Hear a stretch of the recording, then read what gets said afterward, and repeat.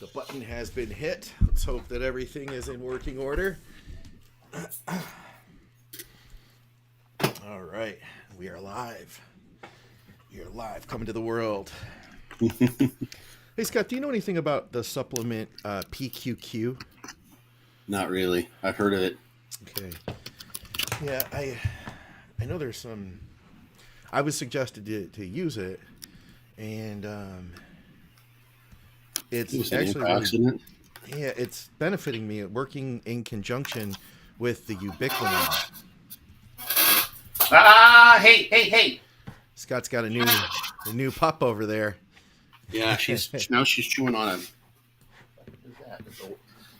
a cord. Yeah, she was. I just did a trial, so to speak, and I was on a meetup group. I just snuck in for like 45 minutes. She was chilling. She was perfect.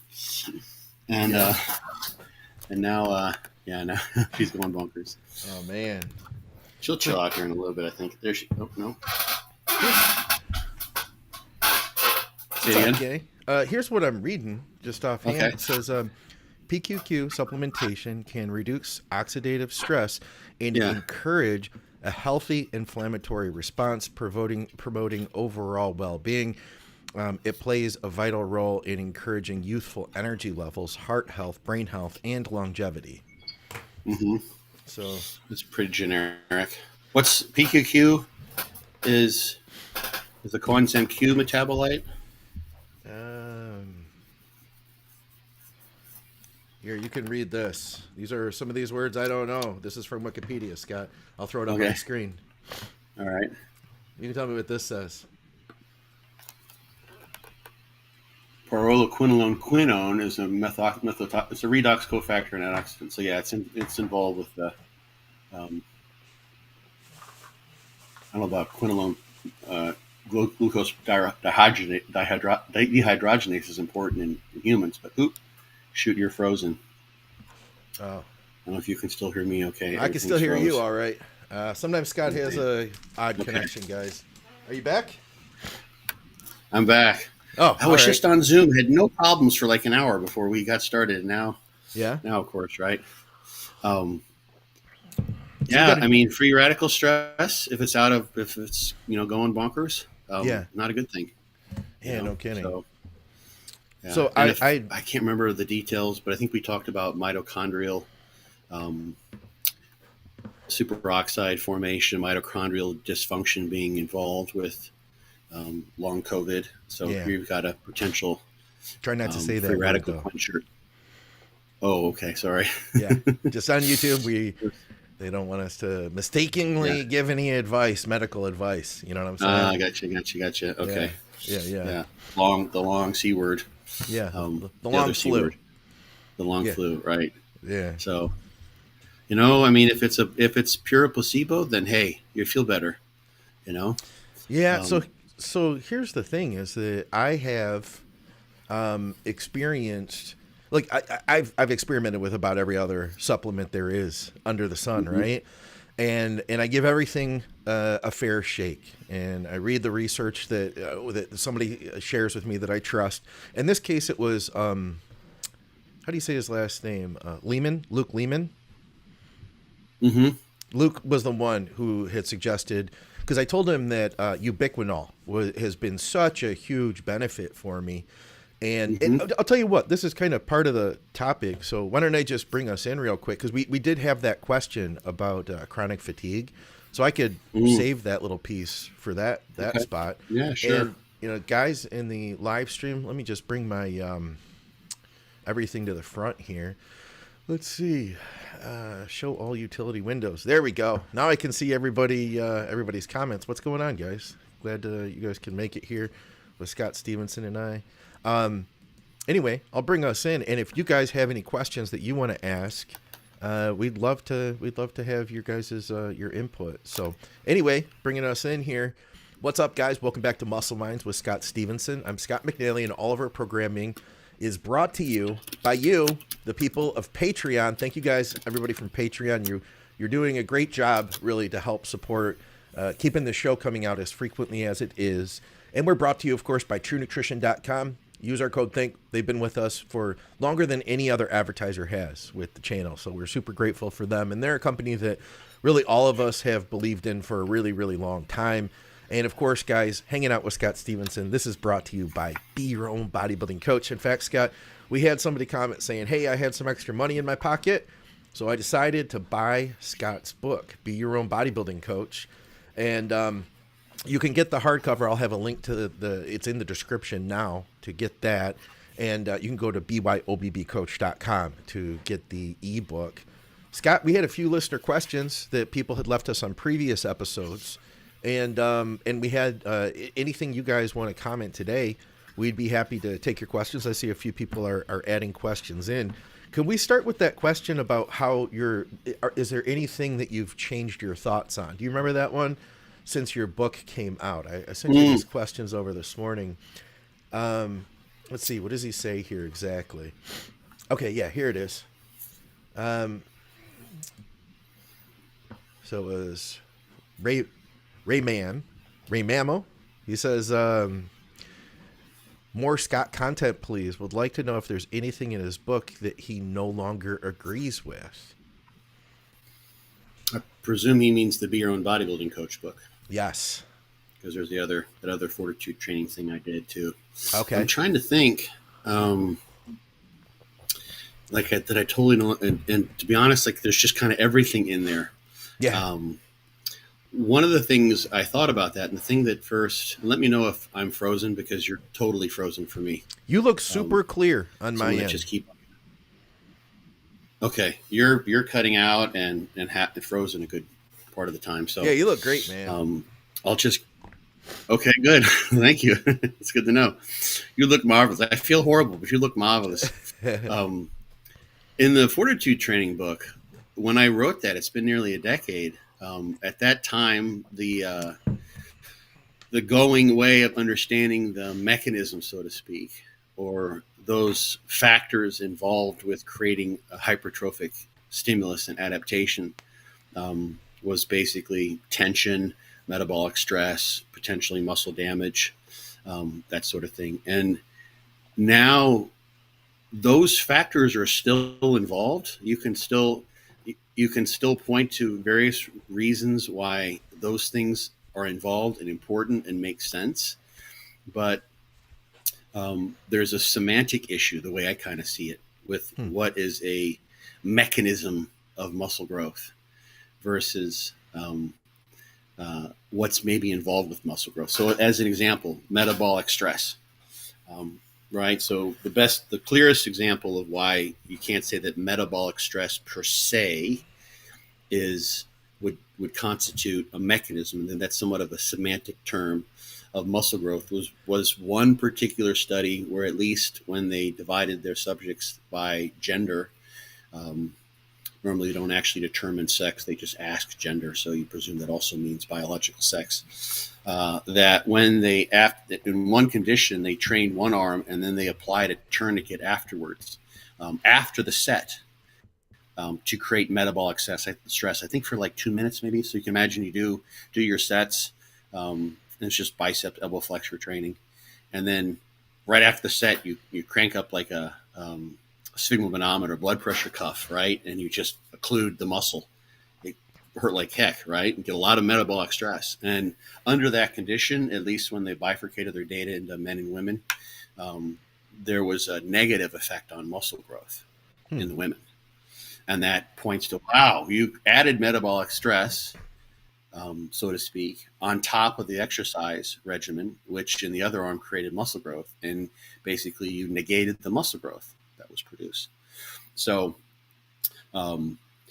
here's the thing. That does suggest that if you just evoke metabolic stress just by itself, if you could somehow create a scenario where all the factors of metabolic stress, all the things that turn on metabolism when you're undergoing a stressful exercise bout, could be somehow magically turned on, or in this case, what they did very, very keenly is they limited blood flow and thus limited oxygenation.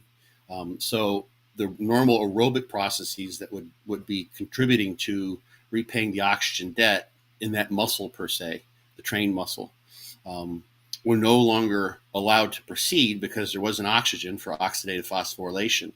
So in this case, you then turn on, because the energy status, the cells just stays depressed. You turn on anaerobic glycolysis, you create lactic acid. You've still got a metabolic process because all of the sensors of metabolism that are picking up on metabolic stress per se are still running rampant because you can't recover the energy status, homeostasis of the cells, because you're not allowing oxygen. You basically prevented at least normal recovery processes because you've got a hypoxic. I don't know how high they went with the pressure on this. It may have been basically anoxic. You don't really get to true anoxia unless if you stay devoid of blood flow for a long time. So they, in that case, it was interesting what happened there. One interpretation of that could be, I always sort of frame things in this context, is that you've got a dose response.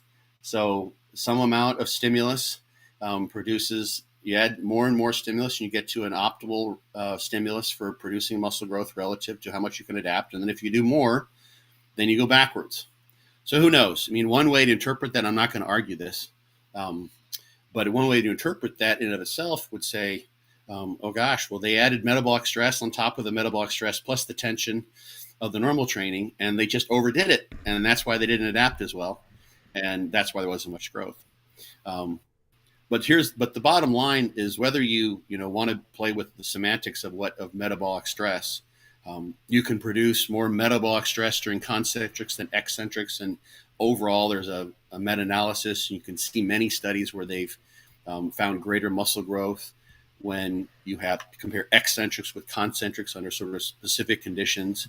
There's a study that Hather and Dudley et al. Did, where they did normal repetitions. They did in concentric only repetitions, and they even doubled the volume with the concentric only repetitions. And when you leave out the eccentrics, you don't get the same amount of muscle growth. So I thought there was recently probably double the metal. Did you hear recently? Sorry to interrupt. What's that? Did you hear recently somebody who had been talking? I can't remember where it was, but somebody had commented and said, "Hey, people are talking about a study that recently came out showing that concentrics are where the muscle growth happens after all." And did you hear anything about this yet? Oh man, you know what? You're cutting out so badly for all me. Right, try hanging up then. Why don't you try hanging up? Hang up and let's call back. Guys, we must have a bad connection here. If Scott's just talking and I don't interrupt him, then things are running smooth, of course. And then, of course, we turn it into a conversation, and boom, that happens. Let's see if this is any better. All right. How's that? We'll see. Testing 1, 2, 3. So far, a little bit better. Okay. Well, I'll tell you what. I'll hold my question because I kind of took you off your roll there. I apologize for that. Okay. Yeah. So anyway, it's kind of a semantic game. When you're training, you have metabolic stress, and the harder you train, the more effective reps you do, the more metabolic stress accumulates. So, if you there's studies to this effect, if you just took your 10 rep max and just did like sets of 5 with it, right? Then you tried to accumulate, a volume of exercise doing just sets of 5 with a 10 rep max. So very, very easy. You may be below the stress necessary, below the creating any effective reps, so that you don't get any growth. I think it was Togo et al. There's a study from a Japanese group, and so along with that is metabolic stress. So the harder you train, the more metabolic stress you get. The more effective reps you have, the more metabolic stress you have.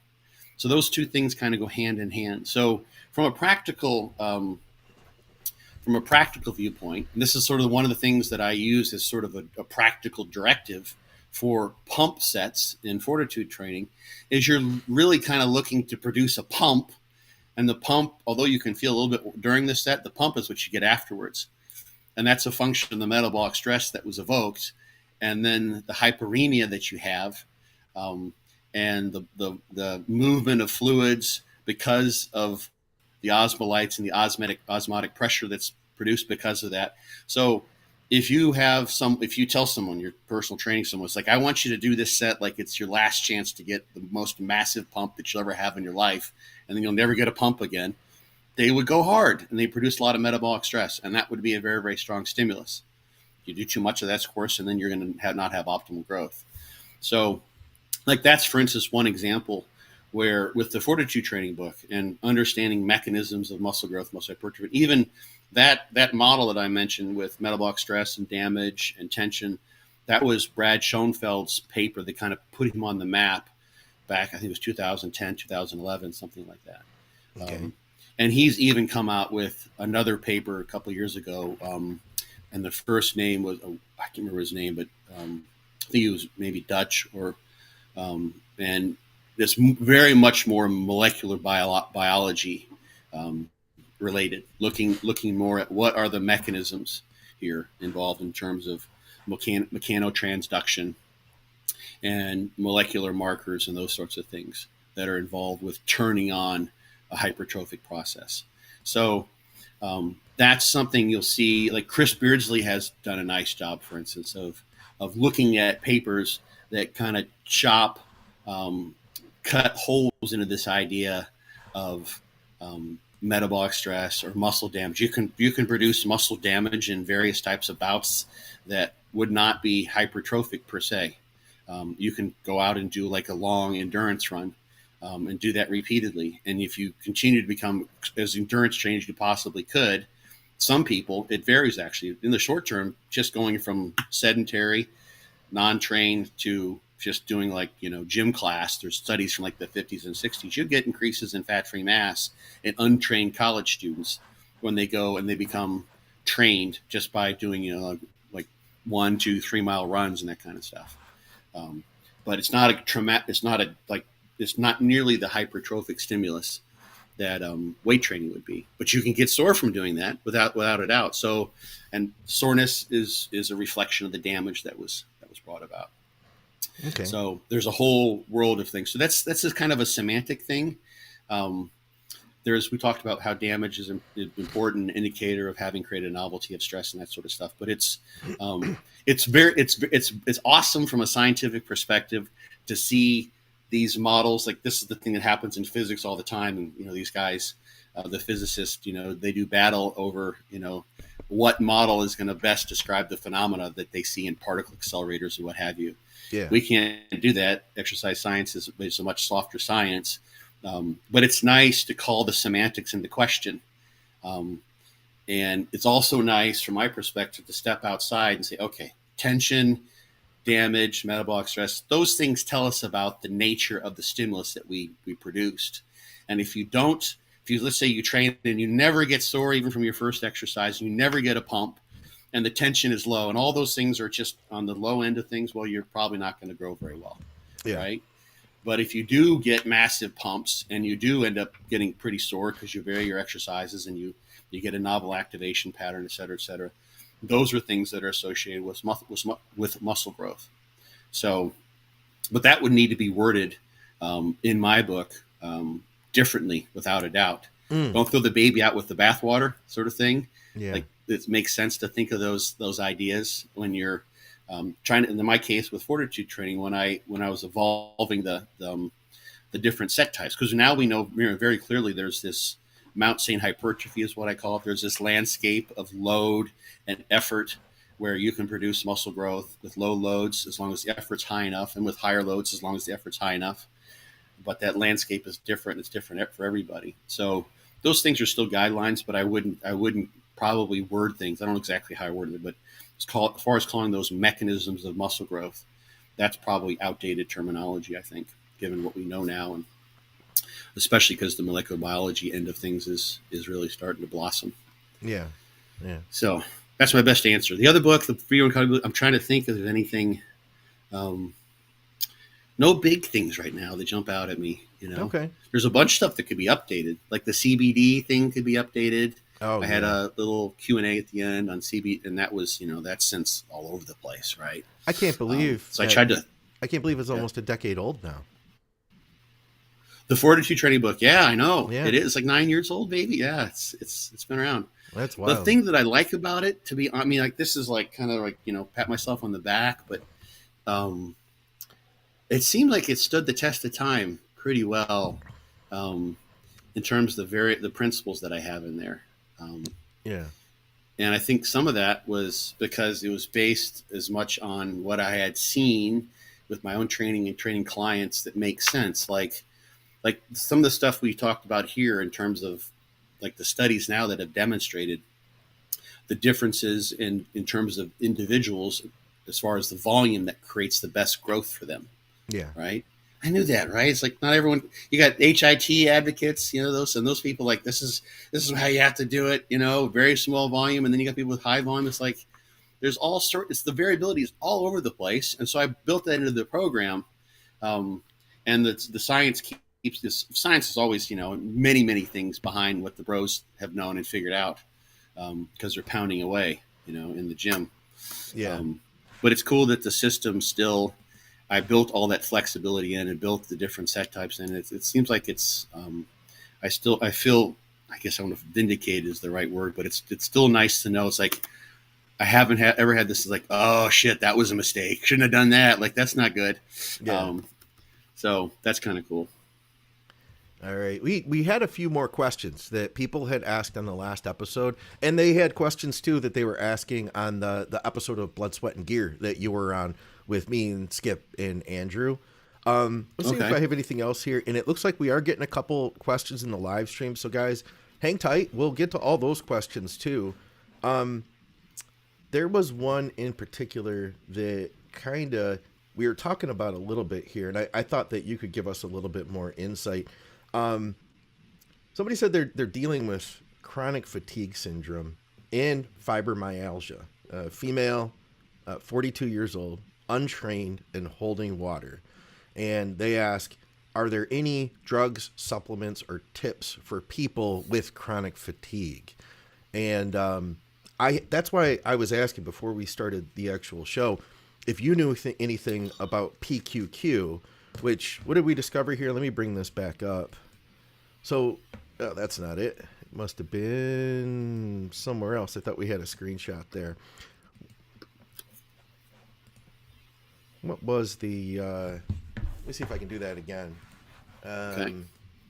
What a PQQ supplement. And we got just this little bit here. Can you explain to us, Scott, what this little piece from Wikipedia means? Because the way I understood it is, so I found that ubiquinol, high dose ubiquinol, has been super helpful for me dealing with chronic fatigue with the long flu, and then adding in PQQ, I found a huge benefit. But to be completely honest with you, all I knew is that PQQ would help to make my ubiquinol more effective. Could we take a minute to maybe look at this PQQ and maybe better understand what this is, and also talk a little bit? I'd love to hear your thoughts on ubiquinol as well, as far as what it's actually doing for energy.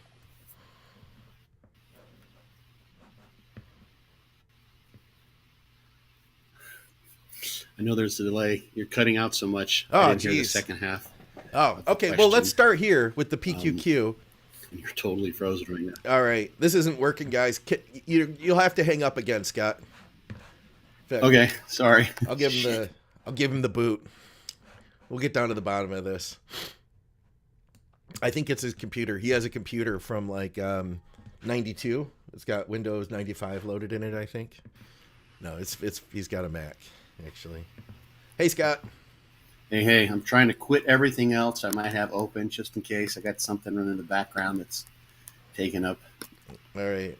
And I'll tell you guys while Scott's doing that I found that, over the last going on 3 years now of dealing with basically chronic fatigue, which waxes and wanes. It gets worse with stress, I found, that ubiquinol has been a game changer for me. Ubiquinol, and then from there I've added PQQ in, and I could see a benefit to that combo between ubiquinol, PQQ, and then I've added in NMN.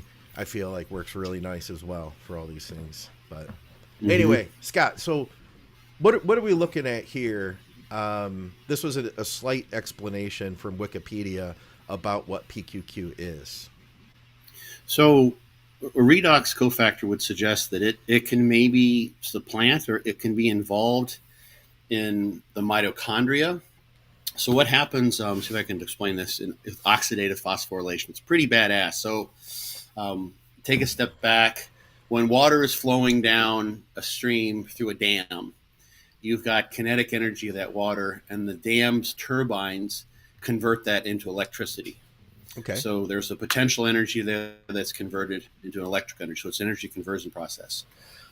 What happens with metabolism in the human body, in part, is during glycolysis and then during a series of enzymatic processes in the mitochondria, you produce these things called reducing equivalents. People might cringe that they remember from their biology class, like NADH and FADH2. And those can be thought of as electron donors.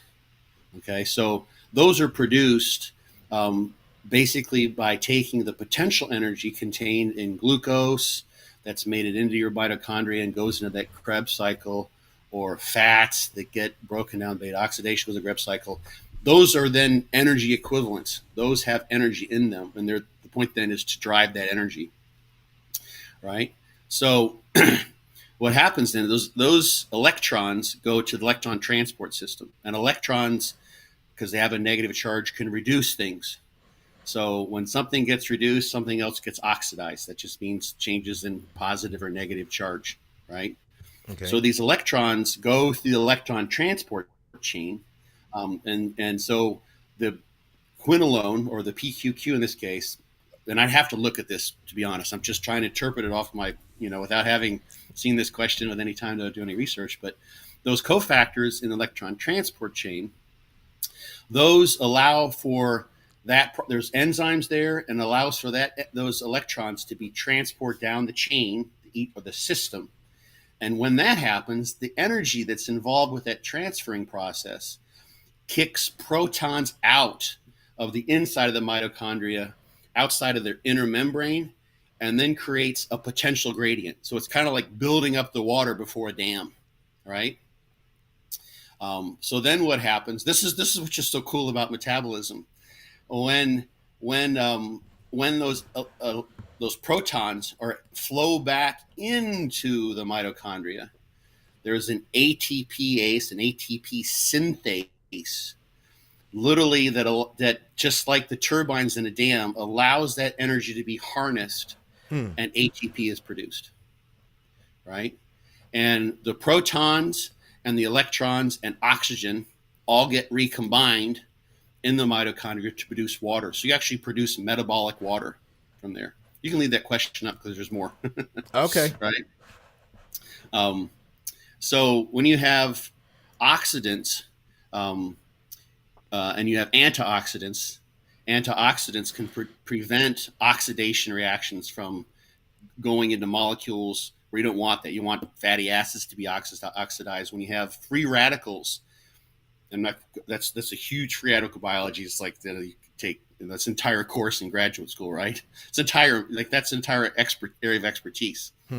But something that's an antioxidant is something that's going to be able to prevent oxidation. So it could be an electron receiver. So that the function of PQQ in the electron transport chain is going to be an electron receiver. It's like it can hand off electrons. So it also can function as an antioxidant because it can hand off electrons.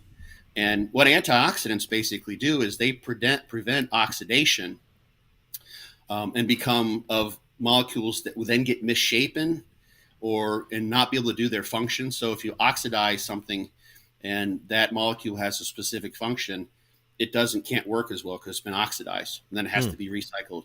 And you have that. If it just have runaway oxidation, you basically have it's kind of like termites in a house, right? And they're getting into the wood, and they weaken the wood, and the wood can't do its job. An antioxidant prevents that from happening and becomes a free radical itself, but it's a harmless one. It's one that doesn't do any damage in the cell. So that's what PQQ could do for you. So It might be, and we looked at that possibility with long C word. that there's some mitochondrial dysfunction going on there. Yes. Yeah. So if you've got PQQ, and this is me I'm just wild ass guessing here. So this is, just call this, sort of, hopefully educational. I could be wrong, very wrong a lot, right? But if this is maybe somehow able to support proper energy transformation in your mitochondria, because you're aiding with that electron transport chain process, which you need to derive energy from your food. You have to produce the NADH, the reducing equivalents. You have to move the electrons along and produce that proton gradient. If you can move the electrons along more efficiently, then you've got potential to have better mitochondrial efficiency, better mitochondrial function.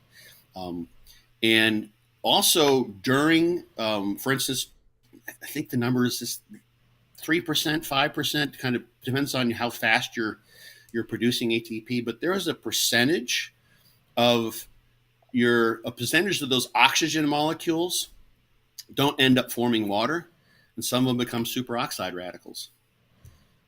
That's just the nature. There's an inherent oxidative stress that comes with, for instance, aerobic exercise. And I'm going to pull a bunch of kind of cool stuff in now.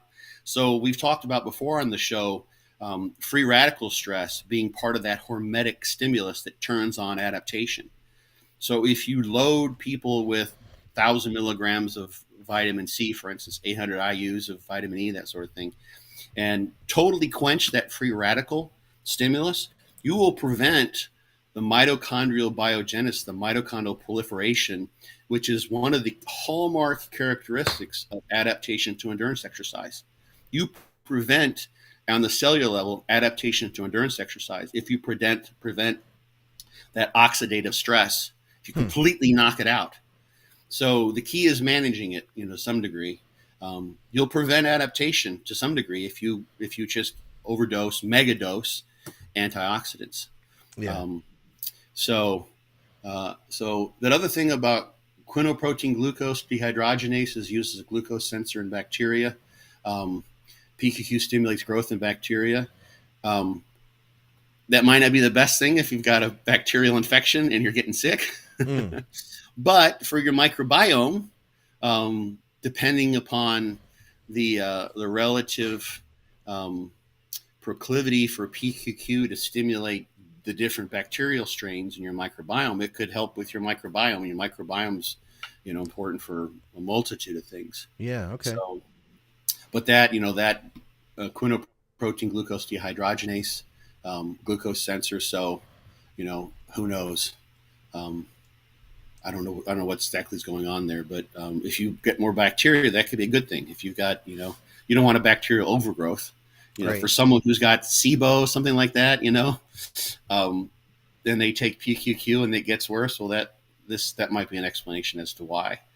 But if you got a microbiome that, because you never eat probiotics, never eat symbiotics, prebiotics, you don't eat much fiber, and you don't have a source of probiotics, that you're eating any fermented foods or what have you, this might be something that could help you out to kind of take up the slack. But that's just, again, it's all, I have no direct evidence to any of that. You asked me to interpret this little passage in Wikipedia. Right, that's the best right. I could do. Yeah. Okay. Yeah. Can you talk a little bit about ubiquinol and coenzyme Q10? What those compounds are doing for us? That's in the electron transport chain. Okay. Yeah. So that's one of those cofactors. Okay. So that's the PQQ might supplant coenzyme Q. It might actually, I don't know. I don't know anything about it. I've heard it before. I think I looked it up once when someone asked me about it once, or someone said, "Hey, you know anything about this?" And I said, "Not really." Okay. But it looks Victoria, like that's. Yeah. Victoria had suggested it, and Luke Lehman at Swiss, when I spoke to him there, he said, "Hey, try adding PQQ to your ubiquinol," and that's you said you may find, because I take a really high dose of ubiquinol, like 400 milligrams a day, and it's gotten more and more pricey since I've started. So because of those things, the prices have gone up, and because I think a lot of people have figured out, or people are figuring out, some of the benefits with the we'll say chronic fatigue related to the long Mm-hmm. flu. So Yeah. anyway, yeah, those have been Yeah. helpful. And then Vigorous Steve had recommended NMN. So that's Mm-hmm. very expensive, man. And I just started that one. So that's Mm-hmm. been kind of part of the program now too. You've got a number of things that have helped you. I think you've created quite a Yeah. I sort of should pharmacopoeia of things. Yeah. I should do some sort of, breakdown at least. Here's the thing though, is that I don't understand in-depth science the way someone like you does to be Mm-hmm. able to break that down and explain it. I mean, I know a lot of YouTubers will just kind of learn that stuff. They'll read about it, and then from there they talk very passionately and authoritative, like they are researchers. But I'm not gonna play that game. I'm just gonna tell you that, hey, these things have been really helpful for me. And then also to clients that I've worked with who have gotten the same situation, a lot of these supplements that they've tried the same things and they've found them to be beneficial. But it's been a course of like almost 3 years now, and I've tried so many things, and I can tell you within a month whether something is potentially beneficial or it's Mm-hmm. not. Sometimes I can tell you like there's no difference. In other times I'm saying, hey, you know what? This might be something. And I'm at the point with PQQ where I feel like this might be something. I'm not going to say it is, but it definitely seems to be more beneficial. Vitamin D, no question in my mind, has been the Mm-hmm. number one, like high dose, like 50,000 units.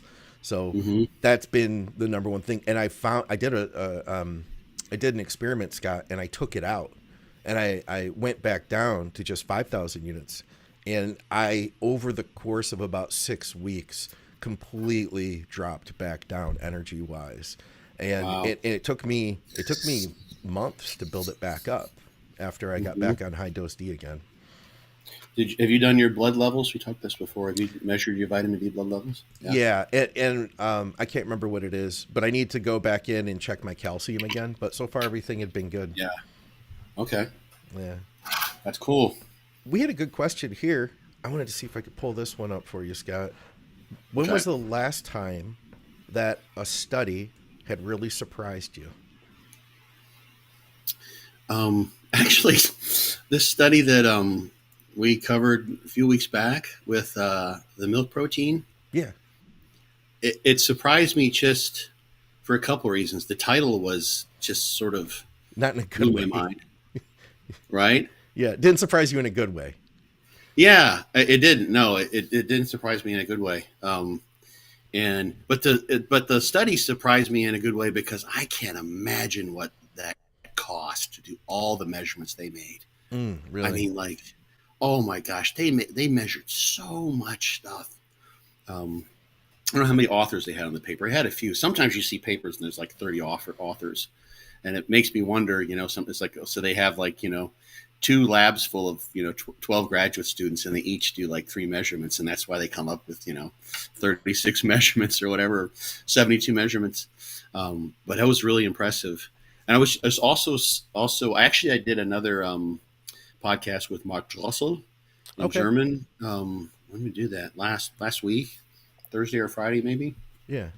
covering that because he had covered it too to some degree. So, but I just wanted to like point some of those things out. So it was really that was so surprising. It surprised me how fast that paper kind of took off. And then it's also surprised me the extent to which kind of what you just mentioned. It's even more than that is how people were interpreting that paper in a way that just they said sort of turned everything upside down as far as what they thought is regarding protein metabolism and protein supplementation. And I didn't really see it that way at all. But part of the problem was, and this is the thing, and this is why I have to be really like when we just went through this, Wikipedia with the PQQ. It's like I'm just winging it. I haven't looked into that at all. I could have been wrong on everything that I said. Right? I mean, probably not everything, but and I just happened to know. For instance, I looked into this for our podcast about that paper, the Tromelin et al. Paper 2023, for people who don't know what I'm talking about, and I knew, for instance, what you typically saw in terms of turning on rates of protein synthesis. And that was something you just had to look up in other papers. And it's a very odd number because it's like 0.035% per hour. It's not, it's kind of it's a weird way of expressing things. And it's not like 5 or 10, it's 0.056 or 0.038. It's a really, it's kind of an odd number. So it doesn't stick in your head so much. Yeah. But when you relativize what they found, and you're talking about has no, how did they say it? Like has no limit in magnitude and duration. It's like, it's not even an impressive number. It's like, we took our car out and we topped off at 45 miles an hour. Right? Yeah. We drove it for 500 miles, and it's like, this car has no limit in terms of speed and endurance. It's like, what do you mean? Like, did you go around the world 15 times? No. Like, did you beat, every Lamborghini that's ever been produced? No. Yeah. But people don't know what that speed means because they didn't. And like, I'm not an expert in protein metabolism either, but I've paid attention to it over the course of years because it's very relevant to bodybuilding. And I just said, like, that's the take. I was like, so what does this value even mean? Right? It's like another example of that. You see this a lot with, and people are very keen to this. You see resistance train subjects, right? And then they see what their strength is. It's like, okay, the bench press 1 rep max averaged 189 pounds. Yeah. It's like, how trained were these guys, And their squat 1 rep max was 232 pounds. It's like, okay, so these weren't like, so to look for those numbers, and those make sense to people. This would be like saying like this. I mean, I'm getting a little silly here, but like saying like this supplement increases strength and muscle endurance without limits. And look what happened. Our subjects were able to bench press 234 pounds. It's like, oh my gosh, they got to 2 plates and a nickel, Yeah. Like this isn't that impressive really. So without knowing that, when you just interpret sort of over superficially things, and it was just amazing. I was amazed and surprised by how fast that propagated, and everyone wants to cover it. Of course, that's what happens is when something comes out, you don't want to miss out. Yeah. And people who are following you see someone else covered it, so they want to see what you have to say about it. So, like another example of that was Sam Sulek, right? So when part of how Sam got so big so fast is because people started seeing the things he's doing and talking about it. We were, that's why Absolutely. I brought up our podcast, because I was seeing it in the German speaking world, right? It's like, we could talk about this guy. So everyone started talking about it. And he grew exponentially. Mm-hmm. If no one was talking about what he was doing, his growth would have probably been cut in half or even more so. Sure. But so people are mimicking and copying, and it's just what people do. And without taking the time, it's like, because, let's face it, I'm getting off tangent here a little bit, but let's face it, like when you produce like a high-end Instagram video and people want to be entertaining, and, you've actually got a minute's worth of material and it took you 5 hours to cut and produce, right? Right. So something can get sort of left behind there. And if you are just trying to get the video out as soon as you can so that you're not covering old news by the time you put it out, and you're not trained as a scientist per se, but you're on the scientific end of things, going and digging in a study of that magnitude, and then going and looking up, okay, I'm going to look up like 4 or 5 studies that have measured muscle protein synthesis, and they're all using whey protein. No one's really using milk protein. That's very rare, and it takes a while to figure that out if you don't have those papers already available to you, like I do in my database here on my computer. So that gets pushed to the wayside because the focus is then on staying up to date and relevant online and producing your video. And, as all the work that goes in putting out on Spotify and YouTube and every other place where you could possibly hear a podcast or see a podcast. Right. So it was just surprising. That was a prime example of like plop a really cool study in and then literally just watch it take off. And that's kind of what I saw. And like watch all the things get missed. It's like, oh my gosh, this really wasn't an impressive rate of protein synthesis. Yeah. It was cool that it lasted that long, but it wasn't unlimited in magnitude, right? Yeah, like it wasn't even that great. It was about. It would be cool to see somebody pick up the reins from there and take it to that next level. Saying now that we know this, let's see how far we can take it. You mean protein synthesis? Yeah, or protein synthesis to see to continue pushing it, to take it to now that they have that foundational information, like pick it back up and do the next study. And I think sometimes that's what some of those studies intend to do, right? They're like, hey, this isn't the be all end all. This is just a piece of the conversation. And we'll leave it up to you to do the next study, to follow up on that. I mean, this is one thing I talked about with Mark on his podcast is they gave at the highest protein dosing, they gave him 100 grams of milk protein, which is about 80 grams of casein, right? Okay. So it's like, okay, so we're going to go, let's double that, right? Let's go to 200. That's a lot. Yeah. These are untrained individuals, which is also important. We've covered all this stuff already, so I won't dive back into it. But what happens to your gut? Yeah. Taken to it. Like, it's like that. Is that even humane, right? Like, the ethics, like, because you're going to be hurting, Yeah. Yeah. And then, of course, you have to report, that you probably are going to have a lot of people with some gastric distress with 200 grams of milk protein. That'd be 160 grams of casein. And that turns into sludge. You got to get that down in 5 minutes. Like, that's going to be difficult to get down. So that's a very practical limitation. That's what something me and Mark and I talked about. It's like you put down 80 grams of weight of casein, 80 grams of milk protein, or 100 grams of milk protein, and then you want to eat food on top of it because these guys didn't eat any food during that period. They gave them the protein, and then they basically, except for the protein, they fasted the rest of the time. Yeah, which was scientifically internally sound to do so. But if you're really trying to use that protein to have sustained protein synthesis, which is the cool thing this study demonstrated, you're going to have to eat something. So with your digestion slowed by the casein, like that might be the next step that you're saying. It's like, okay, now let's give them like 200 grams of protein carbohydrates. And then you got a 1,200 calorie meal, which is a big meal. And like, how do you feel after that? Right.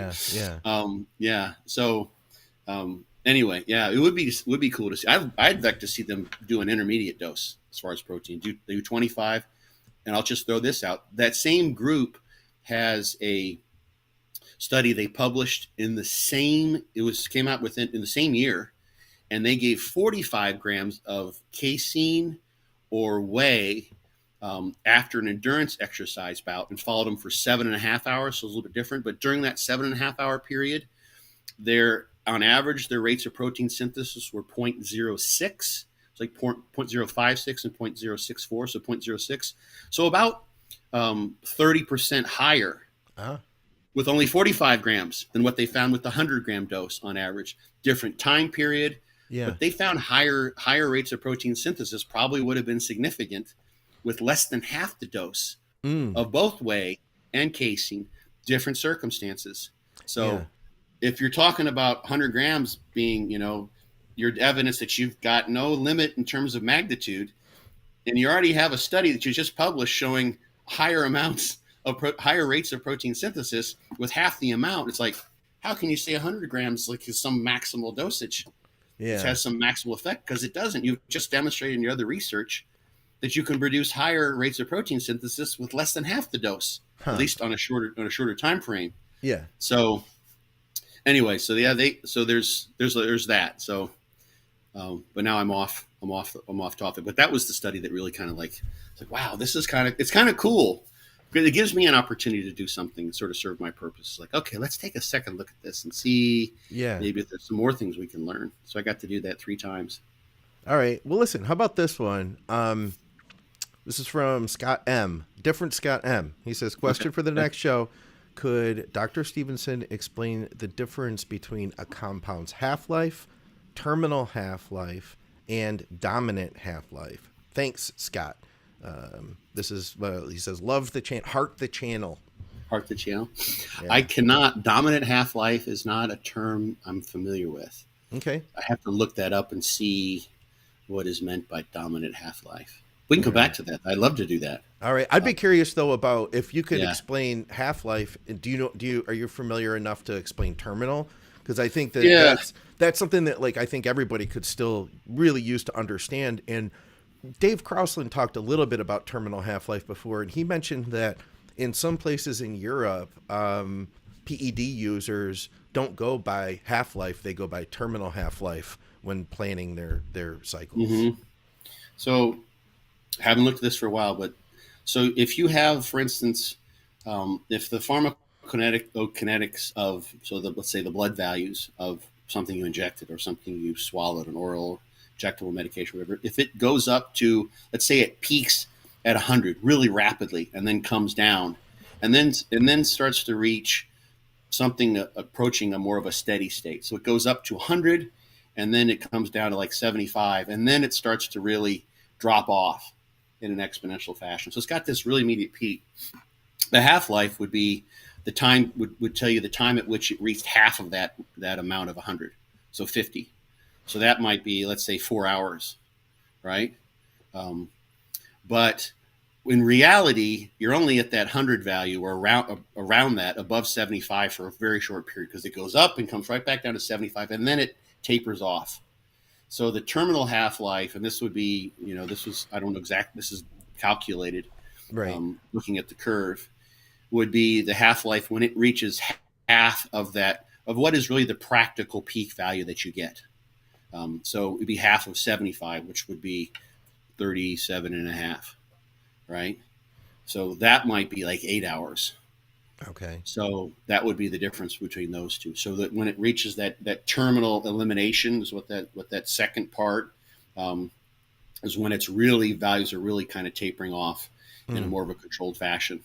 So the first part is when it goes into the blood and then it distributes itself in the various tissues, and it's sort of reaching an equilibrium point between the intra and extracellular fluids and all the different organs that have different rates of blood flow, which vary dependent upon the metabolism of the different organs and by individuals, blah, blah, blah. So that first peak is just kind of like the peak when it hits the bloodstream.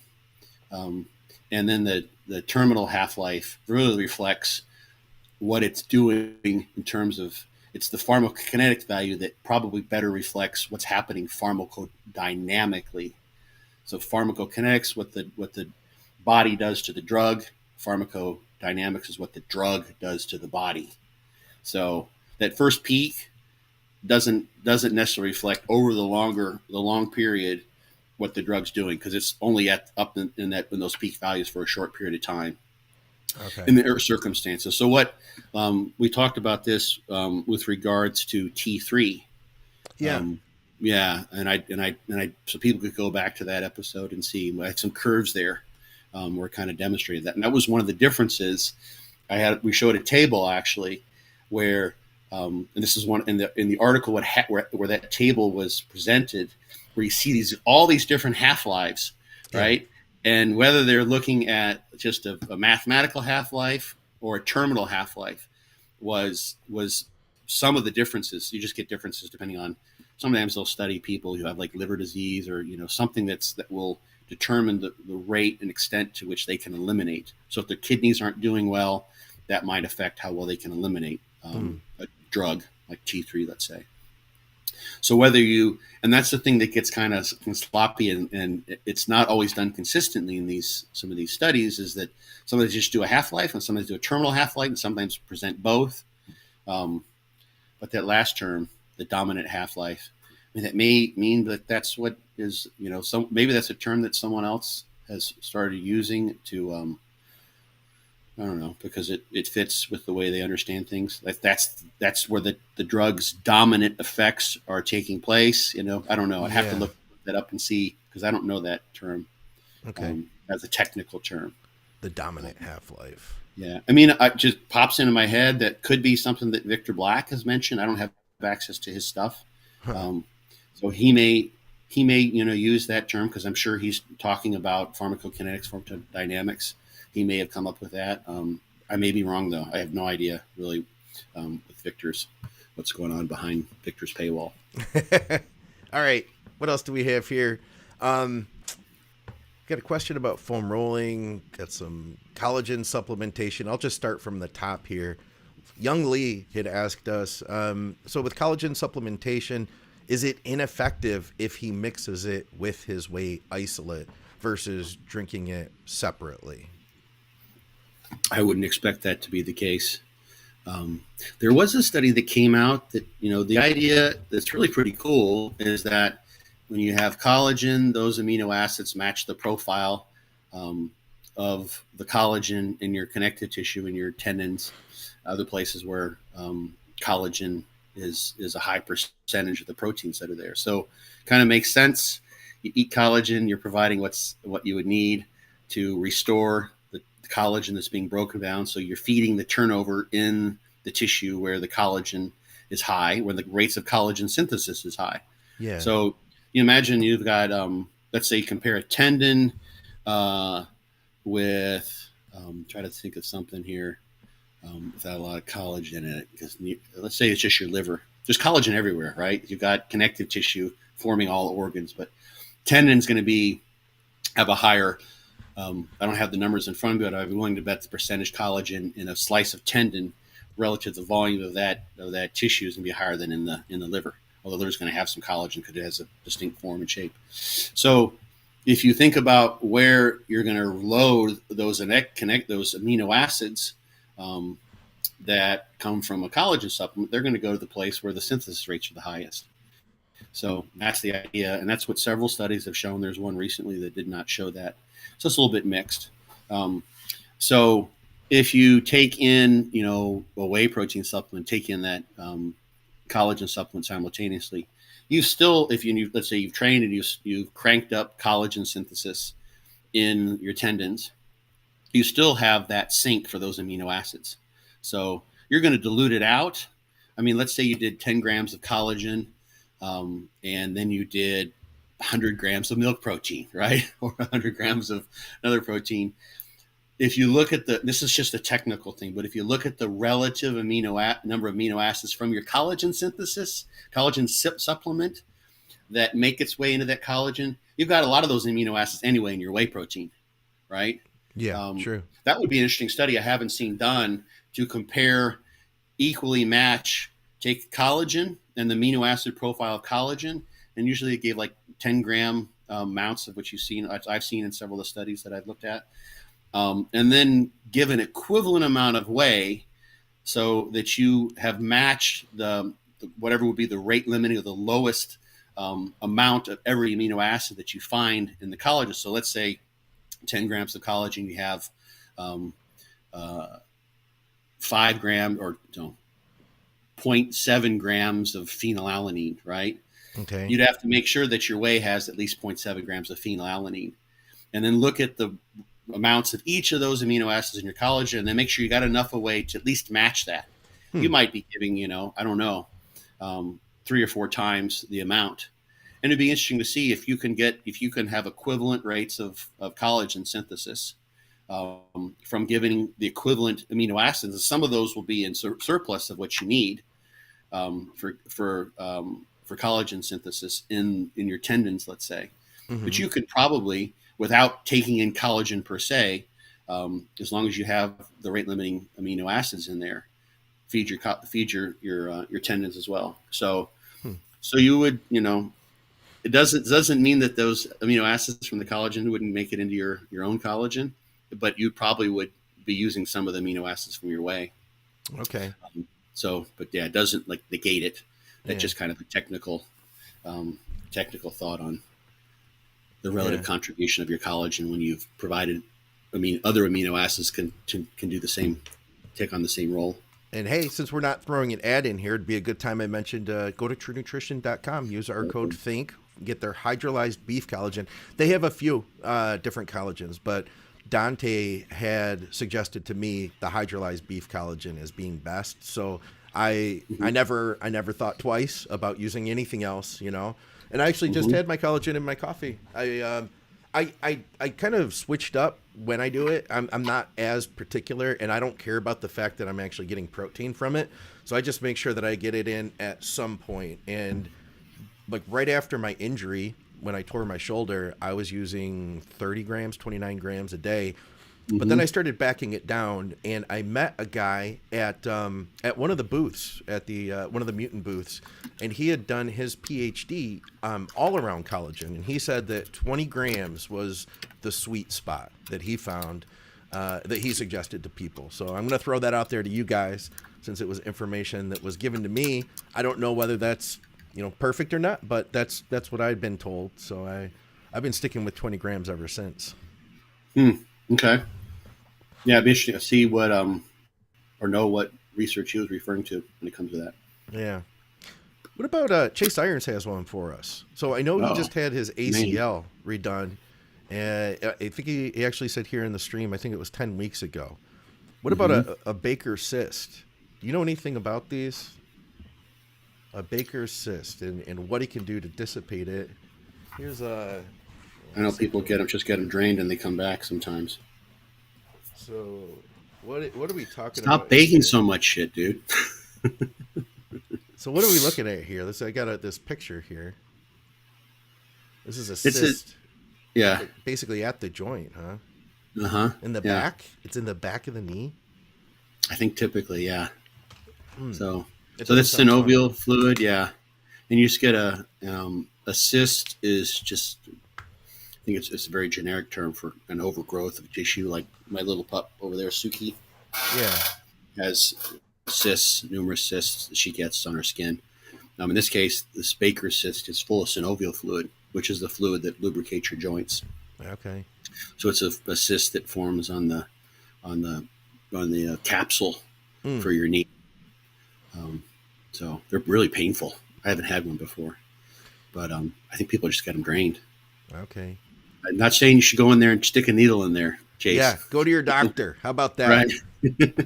Go to your doctor for that one. I think, an infection. See, the problem with that would be, just so you know, is if you do that and then you get an infection in there, since that cyst is getting its synovial fluid, I believe, from the synovial fluid in your joint, then you get an infection inside your joint. God, no. Infection. You don't want that. No. That's a no-go. That would be not a successful post-surgery recovery, I would say. Yeah. I know, like, for instance, with the hematoma that I had after my hips got replaced on the right side. Yeah. And I had monstrous hematoma, and they didn't even go and drain that because of the concern about getting an infection in my hip joint. Because when that happens, basically, they're going to have to go in. Yeah, we have his word. He's not going to drain it himself. Right. Thank you, Chase. We appreciate that. Because he can't reach it because he's too fucking big. So he's going to have a buddy do it.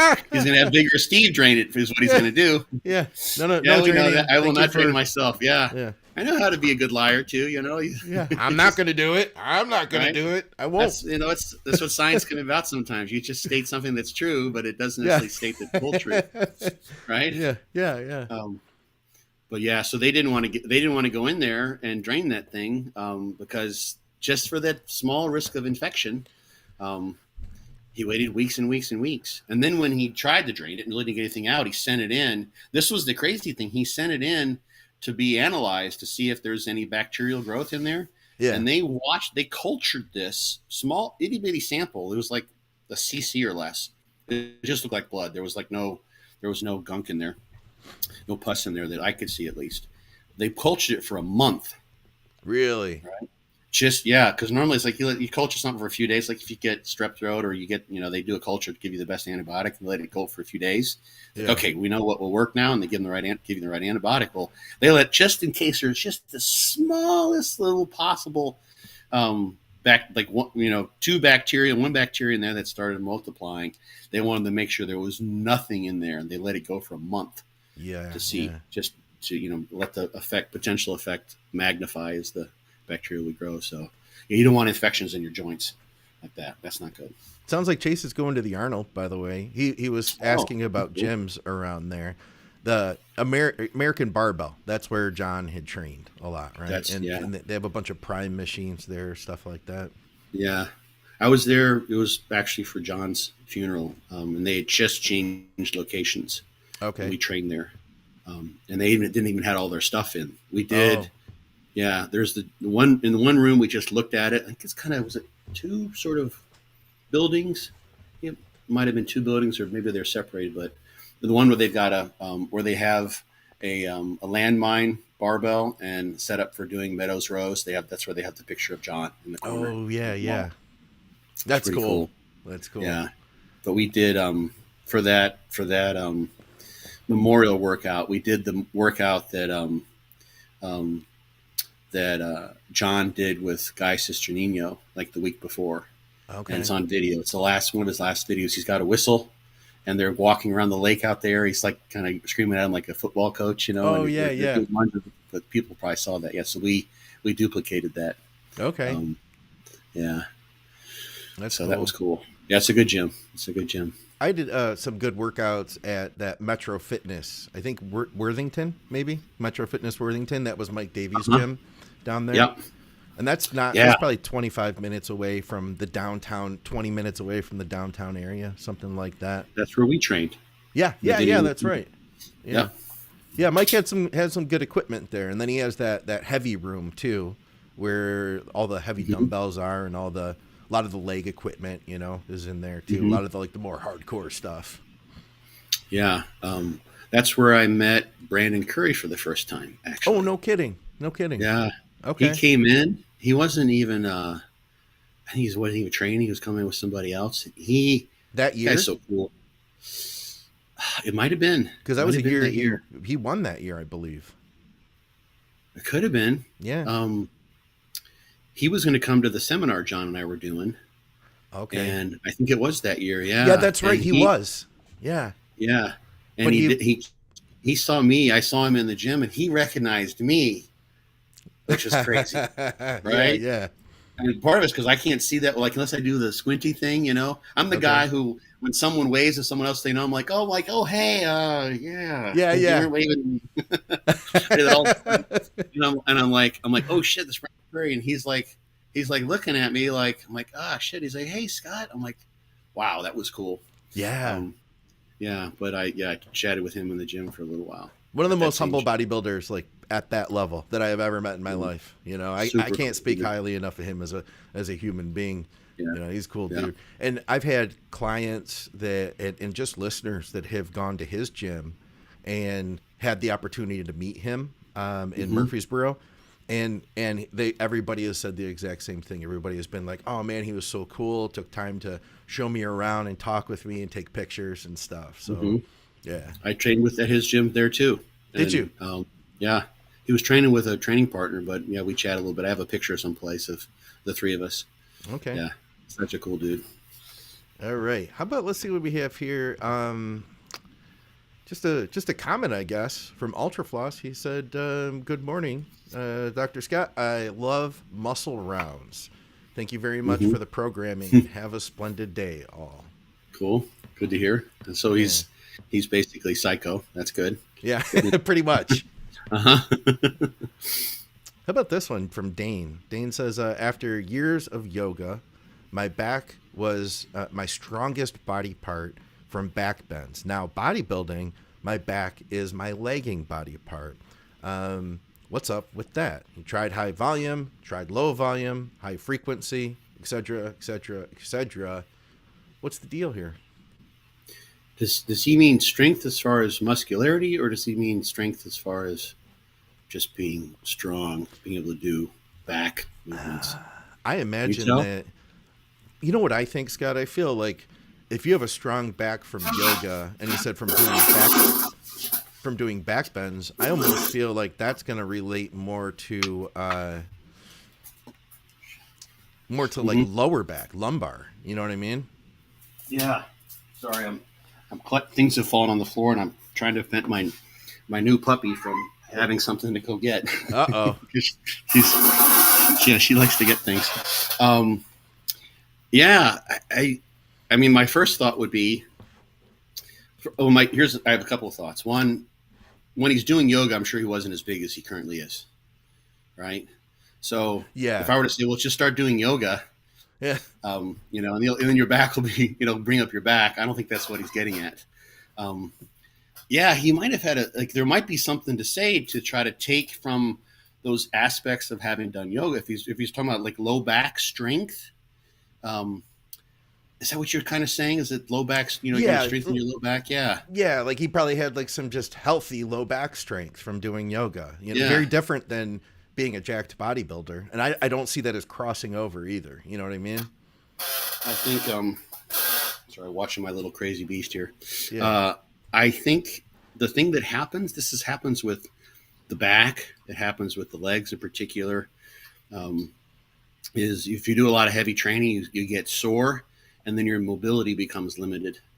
And you can even, this is just sort of more theorized. This is like day for Scott to kind of theorize and stuff. But if you make your back so sore, your low back, let's say, because you're doing deadlifts and squats and that sort of thing. Obviously, there's going to be a strengthening effect from that. Yeah. But to some degree, then, if you're so sore that like you're literally having to avoid using your back during a large part of your day-to-day activities, and then that movement pattern, He says but he feels his mid back really well, and his back feels strong, but he can't feel his lats. and he could feel his lats when he was doing yoga. I don't think he could. He just said that his lower back was strong. Let's assume that he's saying he felt real healthy and had like a strong low back for a human being that's moving through the world and doing things as a human being does. But now that he's in bodybuilding, he's like, hey, it turns out my back really sucks. I would try to regain the functionality that he had when he was doing yoga by adding in some stretching, some things that he was doing in yoga that would allow him to regain that mobility and flexibility. Because where I was kind of going there with that is that he's probably lost it. Your low back's always sore, right? It hurts to stretch it. You're kind of watching out, for your low back. And then next thing you know, you don't ever experience any movement, any flexibility and stretching in your low back, right? Yeah, go ahead. I have my own thoughts. I'm going to go down a different road. But that's cool. Yeah. Yeah, you finish. Say what you're going to say. You got two roads divided in the wood. So it's, obviously for almost everything, there's some exceptions, like abs, for instance. You want to have your low back in anatomical position with a normal amount of lordosis so you don't blow out a disc, right? Some people do deadlifts by, they flex their low back sometimes, but a lot of times that's, for most people, you're trying to keep from preventing your low back from getting hurt, but because you've got a longitudinal load on your spine, so you're going to, stress the posterior side of your discs, posterior wall. But with yoga, you're going in all sorts of positions. So you've got a lot more range of flexibility that you can develop with yoga. So I would add that back in and see if that maybe replaces what is missing from not doing yoga. But what was your thought on?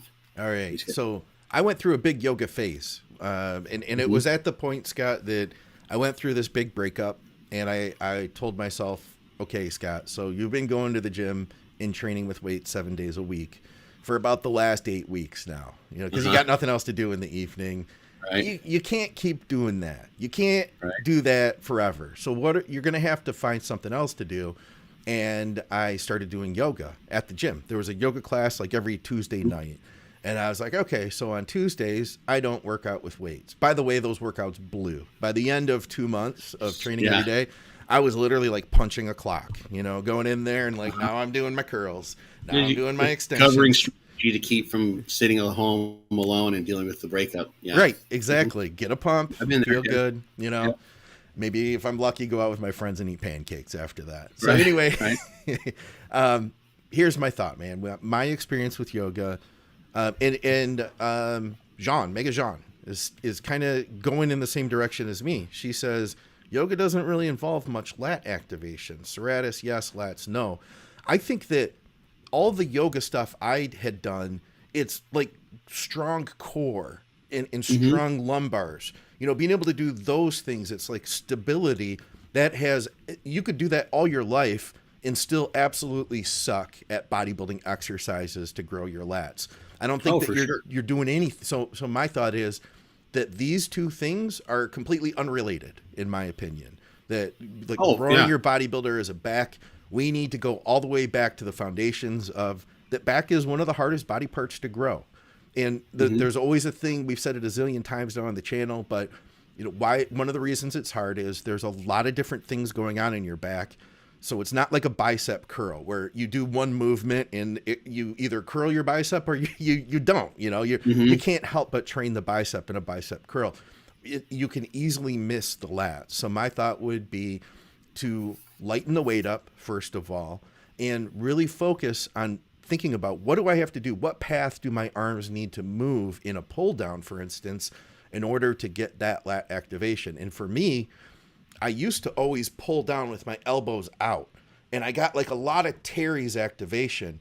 And thinking about the pullover movement, bringing my elbows down in front of me better activated that lat. So then I started pulling down with elbows tracking in front of me. And Dave Crossland put it in an interesting way. He said he makes sure that his hand is always above his elbow, that the hand is above the elbow on the way down. And I think that that's a great way of explaining it for the audio listeners, because you can't see this movement that I'm doing, but that's my pull down now. And within a 6-month period of time, I made massive progress in my back development after years of not really getting it, and training hard. So I think that these two things are completely not related, and that you plus back, the other thing, back is a big body part. So it's also going to take longer to grow a big body part than it is a small body part. Like your quads, you're not going to be able to blow your quad, most people at least. It's going to take time because there's a lot of tissue that you need to lay down. So that would be my direction on this one. Yeah. I mean, obviously yoga doesn't hit your lats. But it's still, like, as far as his low back issue, so I'm still not clear exactly what. I don't think he has a low back issue. He just said nothing. Okay, all right. He was just saying like my low back was strong. Lats. Yeah, he was like, my back was strong doing yoga, but that doesn't seem to translate into bodybuilding. Okay, that was what kind of threw me off, because, like, what do you mean by a strong back? Yeah. Okay. But it sounds like now maybe still his low back isn't as strong as it was when he was doing yoga. I don't know. Yeah, that part I'm not sure about, but for sure the part everything you said about lats not being activated with yoga and learning how to activate your lats. Yeah, you're not going to get that from yoga. That's going to come back in yoga. Yeah. But his low back might be able to benefit from yoga. Yeah. But that's probably not the limiting factor onto activating his lats. It's not. So those things are somewhat separate. Of course, it's all connected. I tell you what, I mean, I have really, I love this exercise, the row stop deads that we talked about, Yeah. I've been doing those, and like very little compares to that. I would have him take a look at my Instagram, and it won't be too far back. And there's a video of me doing those in my barn. I've got my sort of red camouflage Fortitude Training cutoff t-shirt on. Nice. And you just row it up, you stop, and then you finish with the deadlift, and then you reverse the movement with the row stop dead. Once you get the deal, but you basically have to hold in that contracted position. And it's a row, but it nails your lats. It nails them. And the low back is not overly stressed by that at all. Nothing like even on a bent over row, because you can't use as much weight. So that's the reason I came up with that exercise was for someone who couldn't activate the lats very well. Yeah. Didn't seem like was having trouble getting the lats to grow. So that exercise was born of his situation in another person. So yeah. And all those things you said, I always say hands are hooks, elbows are hinges, drive your elbows. If you're doing pull down, drive your elbows into your pockets or into your hips. Yeah. I like that. You're not pulling, you're driving your elbows down. Yeah. Your hands are just hooks and your elbows are just loose hinges, and let them go wherever they want to. Yeah. There's a bunch of other cues you can go through. What you said was dead on. Those are some other things you can visualize too. I wish I knew that 20 years sooner. I do have one more piece of advice. If you do go through a breakup and you are training 7 days a week, I strongly suggest going to a yoga class, because you'll make a lot of new friends there. I was just what I was thinking. Like that was it yoga? Was it, if that had been a needlepoint class? Well, maybe there could have been a lot of women in the needlepoint class, but there was more than just like, wow, I'm really getting into yoga.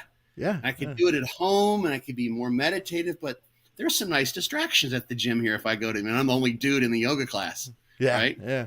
I met a girl and we went out on a date, and then she told me, I have a boyfriend after the date. I was like, oh, really? And she was like, but, I am going to be moving, because we were going to go out again. And she was like, I do have a boyfriend. She's like, but I'm going to be moving pretty soon. So, and I was like, that's okay. You can spend the rest of this time with your boyfriend. She was pretty too, but she was one of the reasons, because I wanted to do yoga anyway. And she was like, hey, there's a yoga. She was the one who told me about the yoga class. But anyway, that is another story. I'm going to avoid. Let me say one thing to that, just because I'll do next Wednesday, I'm actually going to do a podcast. Oh. Emily Fortin is a breakup, sort of a breakup relationship coach. And she's got a meetup group that I started following. I've hopped in there because I've been through many breakups in the last decade. And you know a lot about these, right? Would you consider yourself an expert on the topic. I'm no. I'm just no, someone. an expert at she's breaking trying up. to- No, you're right.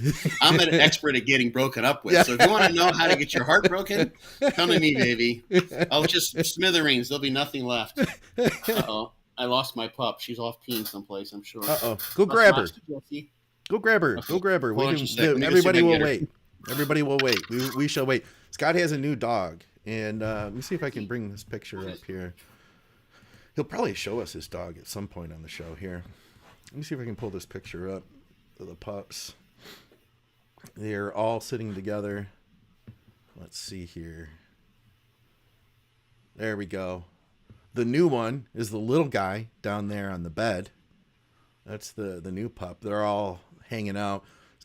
Scott loves his dog so much. He takes these dogs for walks every day. Like, we're talking long walks until the dogs are tired.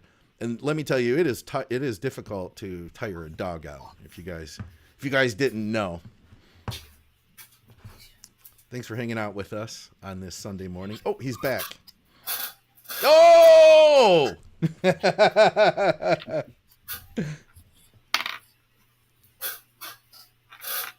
And who is this, Scott? That's Jessie. Oh. Is Jessie a boy or a girl? Jessie is a girl. She is beautiful. She is a little schnooklet. Oh, my She's God. How old is she? Yeah. 8 weeks. Oh, so she's just a baby still. She's just a little baby. Oh, and she looks like trouble. She looks like somebody who wants to pick up things off the floor and bite them and chew them up. Mm-hmm. Yes. Aww. She's an Unruhestifterin in German. She's a troublemaker. Aren't you?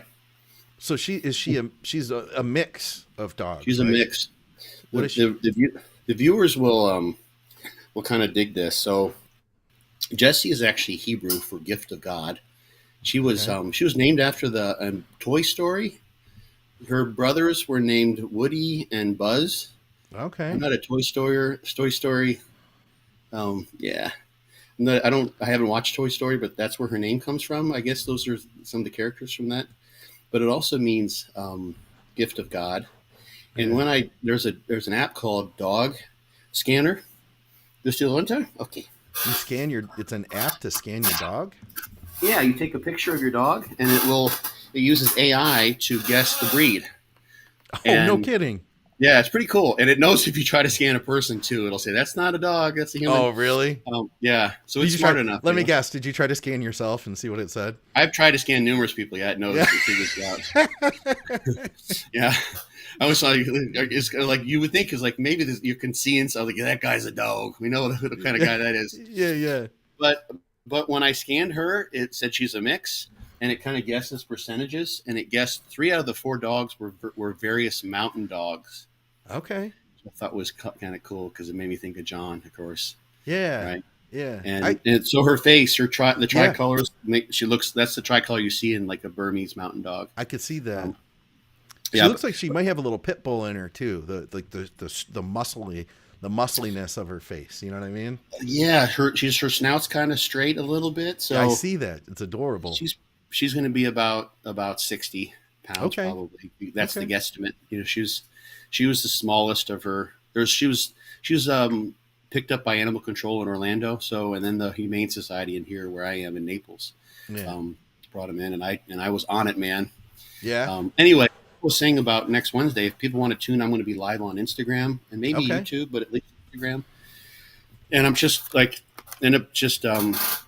talking about breakups, and and a lot of those have been long distance, and we're going to just let the conversation evolve. But you've had some good insight for me over the years too about things like that, like long distance relationships and stuff like that. So it'd be, I'm sure, a really good topic.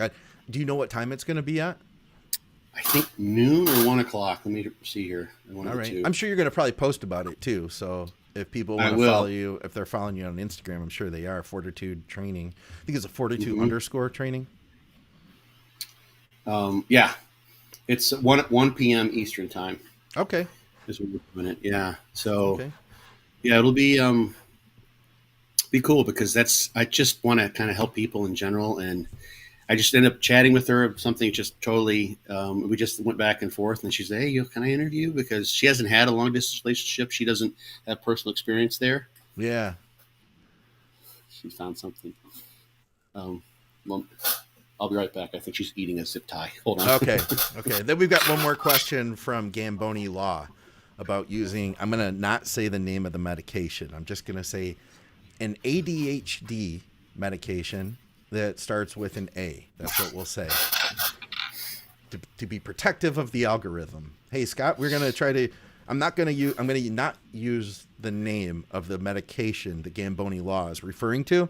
Instead, I will say that he is using an ADHD medication that begins with an A. Okay, because that could be misconstrued by the algorithm, YouTube, stuff like that. So he asks though, what are your thoughts about using this ADHD medication that starts with an A with TRT or even a cycle? Do you see any benefits or perhaps downsides to weight training or cardio? That's a totally medical question. Yeah. Right. Here's my general thought on ADHD and the extent to which we have many more medical options now to treat anxiety, ADHD, depression, the various things that I think really kind of evolve out of the circumstances of our society as it is today. We're more connected than ever with the internet, and many people feel more disconnected than ever, partly because of the internet. Yeah. And I think what medications can be, I don't know if he's diagnosed or not. So using an ADHD medication like that, let's say that there is an ADHD component, or he feels like there is sort of a lack of focus of some sort. My thought on that is that the first order of business would be to see, is this something that I can take upon myself to grow from, and perhaps learn, for instance, through meditation. Actually, weight training can do it, I think, as well. A certain amount of mindfulness where I then no longer need this. Yeah. Because those things become pharmacological assistants for something that of course there are people that just they have a pathology. There's something there that's biochemically can't be overcome with just sheer force of will or practice or what have you. But my first thought is say, okay, I have a lack of inability to focus. Is this something that, like, what is this? Is this because I'm on social media all the time and my brain's being programmed to constantly get, the new piece of information every 1.3 seconds? It doesn't help. I don't think it does at all. Right. Yeah. So that's how I would look at, she's causing trouble again. That's how I would look at whether that's needed. Sure. I don't know. Maybe there could be an ergogenic effect if you take those sort of things. But, let's just say we're thinking about something like caffeine, and someone is like, caffeine will have an ergogenic effect. Sure. So eventually, you'll be habituated to caffeine, and then the ergogenic effect will be there. And then you may end up having that spiral out of control, so to speak, where you're taking more and more caffeine and you have difficulty sleeping, and then you need to take more and more caffeine, what have you. So where does this medication fit in terms of supporting your overall personal growth and what you could get in the long run? Imagine a year down from the road where you make some changes to your lifestyle, you institute some meditative, some mindfulness exercises, and you learn just by focusing yourself and doing what you're capable of doing without drugs involved, to basically learn how to not need those drugs. And then you don't need the drug. You're good to go. Yeah. Could you perhaps get where you want to go by just adding that substance in? Maybe. I don't know his circumstances directly, but my first thought would be, if at all possible, go that route. I don't know, about the addictive or the relative possible is a drug like that losing its effectiveness. It's pretty high. Yeah, it's pretty high. Yeah. So my first thought was like, use as few drugs as possible, if you possibly can. Yeah. So that was my general idea. But that's I've used in nasal nootropic called N-acetyl C-Max and N-acetyl C-Link. They both have similar properties or similar methods of action. And I get them from Amino Asylum, and I wouldn't suggest ever going to Amino Asylum, and I definitely would not use code THINK if you did. But if I've used this with great success on rare occasion, and it doesn't have that same like stimulatory effect. I think bodybuilding wise, if you're taking something that has like a stimulatory effect like that, I would have the concern of appetite. You know, if you're trying to eat enough food, it may suppress your appetite. So I think that you would at the very least need to be mindful if you were prescribed this medication and using it. That'd be one thing. Another thing is that, I mean, just the stress, like the stress on your heart, you know, taking a strong, because we're talking like next level stim, right? And all of that along with training, along with gear use.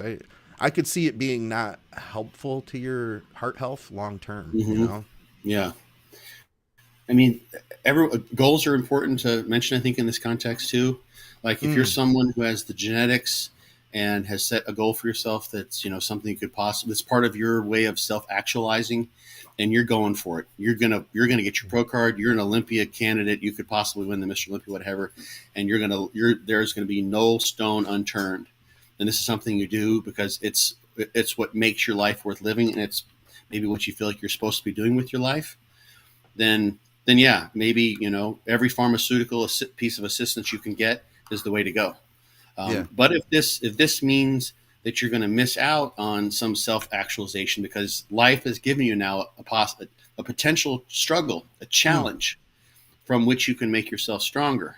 Struggle I go through every day. I have terrible ADHD. Yeah, right. But I never noticed this. I mean, you don't seem like you're not scattered all over the place. Oh, you're not inside my head. You're not inside my head, though. So, but you're doing a good job, though. You know, you're compensating for it. You know, I'm all over the place because I have this little rascal here who's like, she was chewing on a zip tie. Oh, you know? Of course she was. Yeah, she's doing all sorts. She's probably peed like 3 times in the house during the podcast. Yeah. Right. So, because we haven't done potty training quite yet, we're working on it. But, so that's sort of my take on things. I get it's like there's, you know, because I have that tinkerer mindset. You know, it's like, let's see what we can do. Let's change this exercise. Sure. What if we change the timing of our foods? What if we eat more foods? What if I train harder? I train less?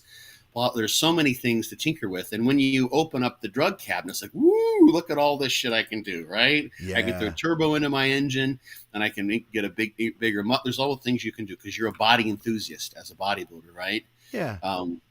So that's, I get the attraction to that. You know, I get it. It's like, oh, I want to try this, and I want to play around with it. So if that's part of the mindset behind a question like this, is like, I want to tinker with this and see, it's like, what is missing? Like, is my ADHD really holding me back, where I'm not able to focus during those sets the way I should to be able to set the stimulus in motion to make the gains I could? This might be something which could reveal to you. It's like, wow, I'm missing out. I'm leaving some stuff on the table here. And then you've got an insight that this particular substance made available to you. But if, on the other hand, and this is just my take on things, this is like behind the Be Your Own Bodybuilding Coach book, is like, if there's some self-actualization that could be had in learning to overcome this unique challenge that life has given you, then don't miss out on that. That's what gives life good meaning, I think, is to say, you know what? I've had some problems focusing, and I buckled down and I kicked that shit in the butt, right? I went after it and took it down. And here I am a year later, and I don't need that anymore. As opposed to like, oh gosh, where am I gonna get this from? My source dried up, or, you know, or my, then like, that's a troublesome spot to be in, you know, where now you like, if I don't go and do that, well, my workouts are just for nothing. They're almost useless. So that's the negative, you know, is that you're running with the spare tire, you know, and if that thing goes down, then you're not going anywhere. So you're creating a dependency potentially, where you can make yourself essentially weaker, or you can make yourself stronger. And I don't know exact situations, but in the way I'm thinking about right now is you can make yourself stronger by overcoming this, or you can potentially make yourself weaker. So it's your choice as to what you want to do. And that's Well just for said. lots of things in life. So. Yeah. Well, hey, let's wrap this thing up. I know you got your dog to take care of, and I think she's had enough of the podcast for right now. Oh, she's chewing on Suki's paws right now. She's over there. They're actually playing, like they're having Suki loves her. They're so cute. Well, you're breaking her in. You're training her to know like it's podcast time, so she'll get the swing of it, man. I hope you guys have a great rest of the weekend, and definitely, guys, go check out Scott's other podcast. You're doing that. Is it tomorrow? Did you say, or what day is it? That's Wednesday. Wednesday. Yeah. Okay. I think it'll be live on Instagram. Okay. Emmy Fortin. I'll be on there so people can, if they're following me. They just follow you. They'll just follow you, 1 o'clock Eastern Standard Time. And, of course, byobbcoach.com. You can get Scott's book there. And truenutrition.com. Use our code THINK for additional savings and to get some awesome supplements and support our programming with the code. Supplementsource.ca for our Canadians. And thank you to everybody from Patreon. I saw a bunch of Patreon people hanging out with us today. I appreciate the heck out of you guys. And Scott, I appreciate the heck out of you, man, taking the time to hang out with us and ponder and think and BS and pilot higher and deeper. Is that the term? Pilot higher and deeper. That's what it's all about. That's where my expertise lies. Pile that shit up, baby. Make it sound good. Doesn't matter if it's right, as long as it sounds good. Oh man, But you, Anyway, we appreciate you guys. Thanks, Scott. We'll see you next time. Adios.